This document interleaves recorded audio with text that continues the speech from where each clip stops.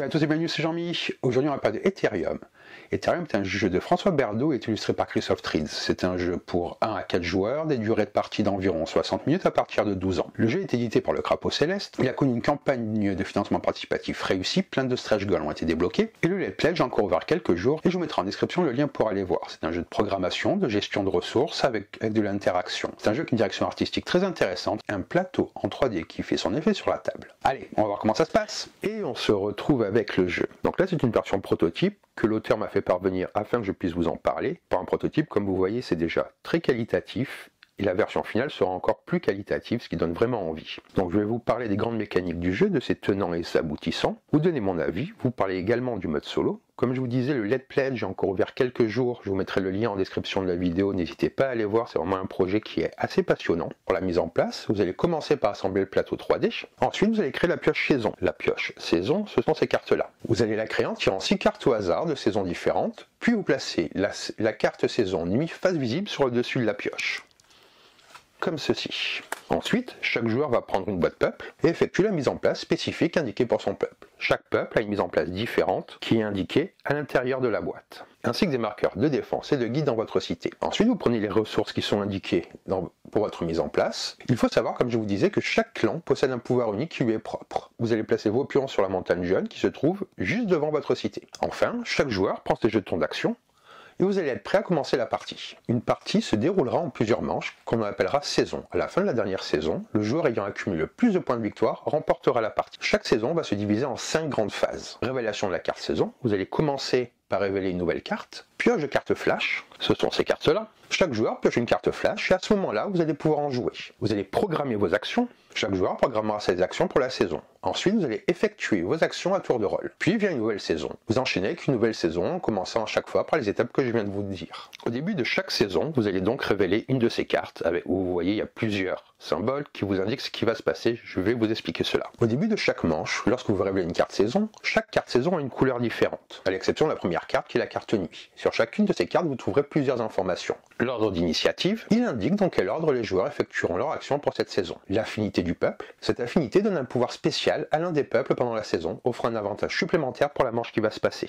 Chaque peuple est associé à une couleur. Je vous montrerai les différentes boîtes un peu plus tard, car la direction artistique est vraiment qualitative. Le modificateur de manche, il peut y avoir un bonus ou un malus qui influera les actions ou les conditions de la saison. Vous pourrez également rencontrer un symbole qui déclenche une capacité spéciale du début de saison. Ces capacités doivent être effectuées suivant l'ordre d'initiative des joueurs. Les cartes flash, qui sont ces cartes-là, vous voyez les cartes flash, elles sont comme ceci.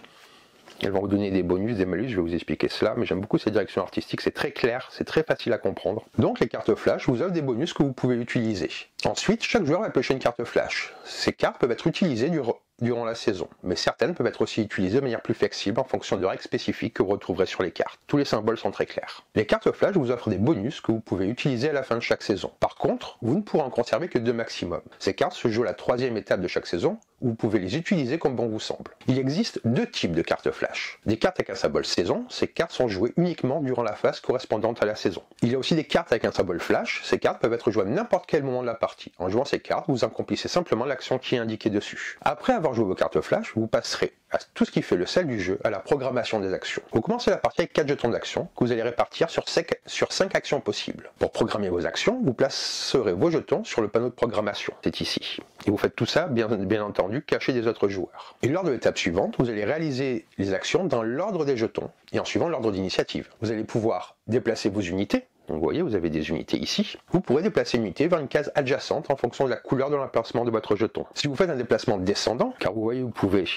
descendre, monter, donc des mouvements descendants et ascendants. Si vous faites un déplacement ascendant, vous pourrez également bénéficier d'un déplacement bonus, mais vous n'êtes pas obligé de l'utiliser. Vous pouvez traverser des cases occupées par des ennemis, vous pourrez les traverser les cases ennemies pour collecter des ressources sur la case où se trouve votre collecteur. Vous récoltez une ressource par niveau de votre collecteur, car vous avez un collecteur qui vous permet d'aller récupérer les différentes ressources indiquées sur le plateau. Et vous avez ici, que j'ai mis là, toutes les différentes ressources. Si par exemple vous collectez de l'éther, vous récupérez également un jeton de victoire. Vous pourrez également, dans les actions possibles, augmenter le niveau d'une unité. Vous pourrez augmenter le niveau d'une de vos unités, mais il y a un coût à payer. Vous ne pouvez augmenter une unité que de 1 niveau par action. Et vous allez indiquer cela avec, comme vous voyez, les unités.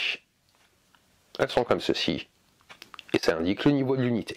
Vous pouvez transformer des ressources, vous pourrez transformer des ressources pour obtenir d'autres types de ressources, des cartes spéciales, des capacités ou des boosters. Les boosters vous débloquent votre 5e et 6e jeton d'action et sont placés dans votre cité. Attention car ils peuvent être volés par les adversaires durant un combat. Vous allez pouvoir récupérer des jetons de victoire, ce sont les jetons que vous voyez par là. Si vous récupérez un 3e cube booster, vous allez pouvoir gagner un jeton de victoire. Se connecter, vous allez lancer un dé, consulter le tableau des récompenses. Les guides influent le résultat des lancers de dés en ajoutant leur niveau au résultat. Cela s'applique aux lancers effectués pour l'armée, la défense ou la connexion. Pour tout ce qui est les actions, vous avez cette tête de jeu qui est très bien faite, que chaque joueur va avoir, donc se déplacer, collecter, augmenter, transformer, connecter. Ici vous avez donc le tableau des récompenses.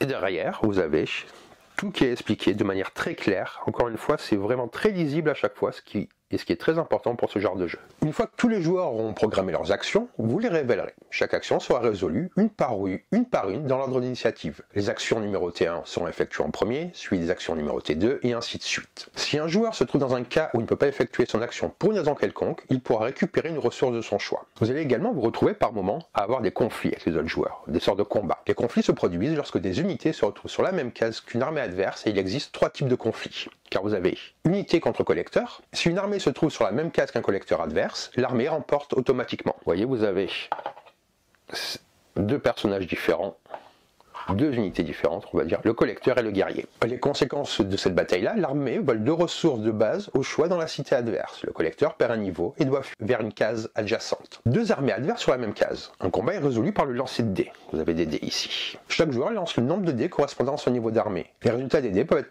modifiés par des cartes, des capacités ou le niveau de guide. Le score le plus haut gagne. En cas d'égalité, ce qui est intéressant, c'est que le combat recommence. Le gagnant reste en place et reçoit un jeton de victoire armée. Le perdant fuit vers une case adjacente sans générer de nouveaux conflits. Les 2 armées perdent un niveau chacun.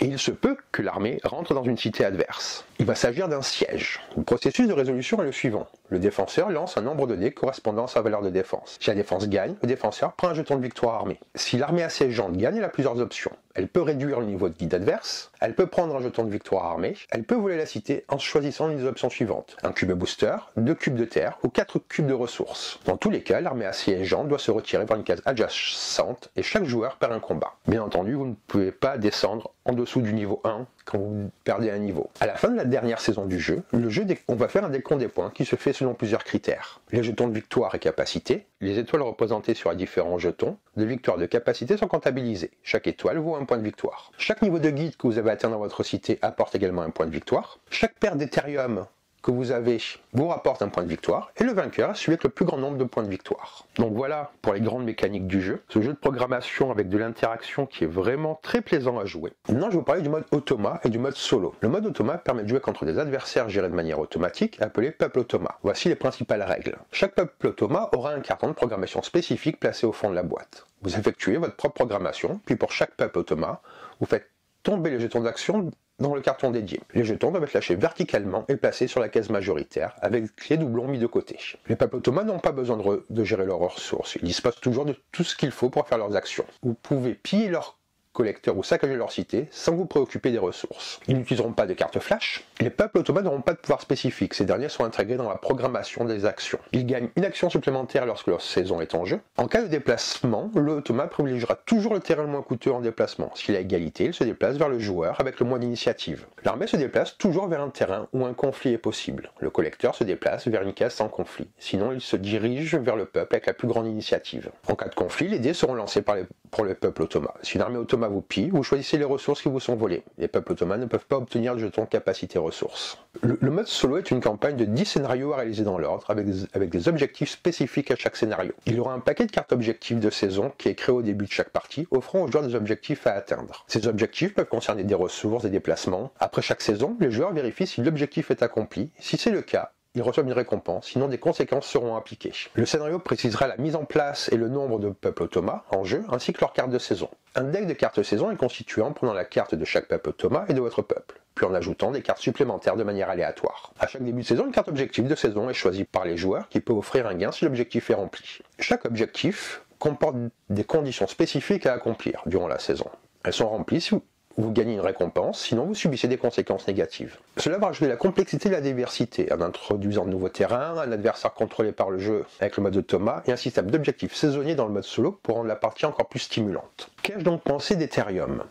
Ethereum est un jeu de stratégie, de programmation et de gestion de ressources qui plonge les joueurs dans un monde où la maîtrise des ressources et la prise de décisions stratégiques sont essentielles pour l'emporter. L'univers est richement conçu, mêlant exploration, conflit et gestion des peuples, dans un cadre où chaque choix pèse lourd. Le jeu met en avant un système de programmation d'action, des mécaniques de conflit dynamiques et une gestion minutieuse des ressources et des capacités. Le tout dans un cadre compétitif où chaque joueur doit adapter sa stratégie à une série de saisons qui façonnent l'expérience. L'un des premiers aspects frappants réside dans sa mise en place. À première vue, elle peut sembler un peu complexe à raison des différents éléments à organiser et des règles à prendre en compte. Cependant, une fois le plateau installé et les éléments prêts, le jeu dévoile tout son potentiel. Chaque joueur commence avec un peuple spécifique. Chacun a un pouvoir unique qui apporte une dimension supplémentaire à l'expérience de jeu. Ce détail permet non seulement de varier les approches stratégiques, mais aussi de personnaliser le style de jeu en fonction de la race choisie. Les cartes de saison, qui sont au cœur du jeu, apportent des éléments de surprise et d'adaptation à chaque manche. Ces cartes déterminent non seulement l'ordre des actions des joueurs, mais aussi les bonus et malus qui influent les dynamiques de chaque saison. Elles sont un outil stratégique incontournable, tant elles permettent de moduler les conditions du jeu d'une manche à l'autre. Le cœur de Ethereum repose sur un système de saison en 5 grandes phases, chacune ayant une influence cruciale sur le développement des joueurs.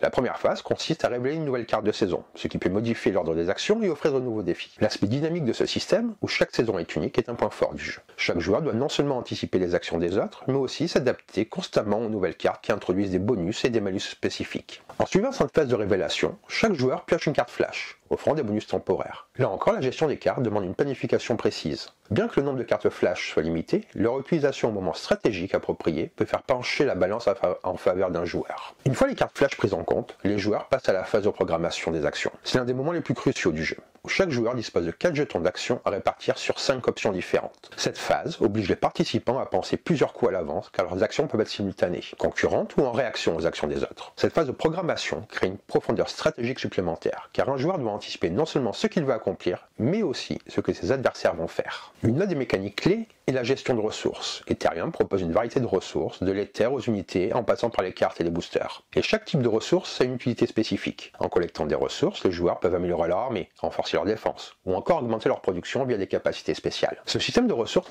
n'est pas seulement une simple collecte. Il impose une réflexion stratégique sur la manière dont chaque joueur va utiliser ce qu'il possède, pour gagner des points de victoire tout en construisant un empire solide. Certaines actions, comme l'augmentation du niveau d'unité ou la transformation de ressources en d'autres formes plus puissantes, telles que des capacités ou des boosters, demandent un investissement de ressources conséquentes. Il est crucial d'optimiser ces échanges au fur et à mesure que la partie progresse. L'introduction des boosters dans le jeu ajoute encore une couche de stratégie, car elle offre la possibilité d'obtenir des jetons d'action supplémentaires, augmentant ainsi le nombre d'options disponibles pour chaque joueur. De plus, ces boosters ne sont pas à l'abri du vol. D'autres joueurs peuvent interférer et la protection de ces boosters devient un enjeu majeur. Ils ne servent pas seulement à améliorer ses propres capacités, mais peuvent également être un levier pour manipuler l'issue de certains combats ou événements. Les capacités offrent des avantages permanents. Ces capacités peuvent être une grande source de points de victoire à la fin de la partie. Et leur acquisition est souvent un objectif important des joueurs. Cependant, obtenir une nouvelle capacité peut demander des sacrifices dans d'autres domaines, ce qui en fait un choix stratégique qui mérite une réflexion approfondie. Le système de conflit est l'un des aspects les plus excitants du jeu. Les joueurs peuvent entrer en conflit avec d'autres à tout moment, que ce soit pour piller des collecteurs ennemis, envahir des cités ou engager des batailles ouvertes entre armées. Le jeu ne se contente pas d'avoir une simple mécanique de combat,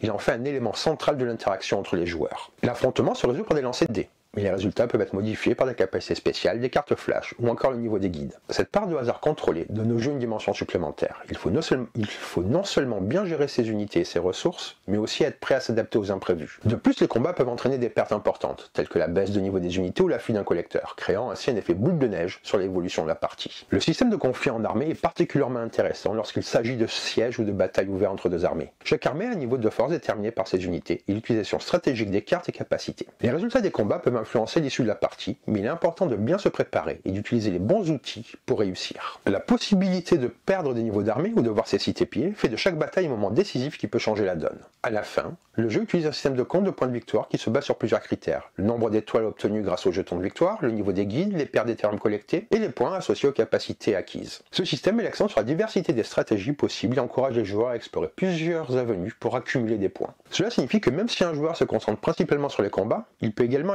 accumuler des points de manière passive via les capacités ou en collectant des Ethereum. Cependant, ce n'est pas un jeu où l'on peut se reposer sur ses lauriers, car les autres joueurs peuvent très bien opérer des changements de dernière minute qui vont bouleverser l'équilibre. Le mode solo est également bien conçu et permet aux joueurs de se familiariser avec les règles et la dynamique sans la pression de l'interaction multijoueur. Il offre une bonne alternative pour tester ses stratégies ou jouer en l'absence de partenaire. Le mode automa est un ajout bienvenu pour les joueurs cherchant à se lancer dans une partie rapide en solo. En conclusion, Ethereum est un jeu de stratégie qui offre une profondeur de jeu remarquable. Les mécaniques de programmation des actions, de gestion des ressources et de résolution des conflits apportent une complexité qui saura satisfaire les joueurs les plus expérimentés. La variété des peuples, les interactions dynamiques et l'aspect évolutif des saisons font de chaque partie une expérience unique. Si le jeu peut paraître un peu intimidant pour les débutants en raison de la richesse de ses règles, il s'avère un excellent choix pour ceux qui aiment les défis stratégiques. À travers sa programmation d'action, la gestion des ressources et ses conflits tactiques, Ethereum permet de vivre une aventure stratégique profonde et engageante. Pour les amateurs de jeux de réflexion, il offre une expérience riche et stimulante qui pourra vous captiver pendant de nombreuses heures. Je vais maintenant vous montrer un petit peu le matériel, ce que je trouve vraiment de qualité. Donc vous avez vu le plateau déjà, qui est devant vous. Et donc ça, ce sont les différentes boîtes. Comme je vous disais, c'est une version prototype qui est d'extrêmement bonne qualité. La qualité sera encore supérieure pour la version finale que je vous invite vraiment à aller voir pour les derniers jours du Late Pledge. Je suis sûr que vous allez être conquis. Je trouve que le jeu est vraiment passionnant, il offre une expérience assez unique et ce plateau en 3D a vraiment une présence sur la table lorsque vous jouez qui fait toujours son effet. Donc j'espère que cette vidéo vous en a plus appris sur Ethereum, que ça vous a donné envie de découvrir le jeu. N'hésitez pas à laisser un commentaire et à vous abonner à la chaîne si ça vous a plu. Sur ce, je vous dis bonne partie et bon jeu!